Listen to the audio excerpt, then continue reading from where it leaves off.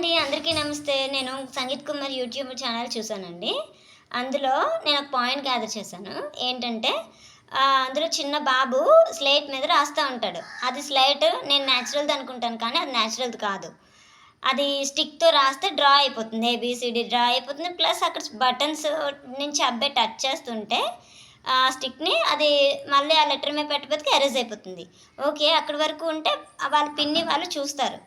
అబ్బాయి బాగా చదువుకుంటున్నాడు అనుకుంటారు. వాళ్ళ నాన్నమ్మ గారు కూడా చూస్తారు. మేమనుకుంటాం, మనం చూసే కొద్దీ ఏమని, ఆహా! బానే చదువుతున్నాడు అనేసి ఆవిడ ఆలోచనేమో అనుకుంటాం. ఆవిడ ఆలోచన ఎలా ఉంటదంటే, పక్కకు లుక్స్ ఇస్తాడు. లుక్స్ ఇస్తే అక్కడ ఒక స్లేటు నేచురల్ స్లేట్ పడిపోయి ఉంటది. పడేసి ఉంటది. అప్పుడు ఆవిడ ఒక ట్రీ దగ్గరికెళ్ళి అదేదోనండి అది ఎరేజ్ చేసే ఐటెమ్ అది ఆకులాగుంది. అప్పుడు ఆ స్లేట్ మీద అబ్బాయిని ఒళ్ళో కూర్చోపెట్టుకొని రాసి, ఆ స్లేట్ అది ఆకుతో దాని మీద రుద్దితే అది క్యాన్సిల్ అయిపోతుందండి.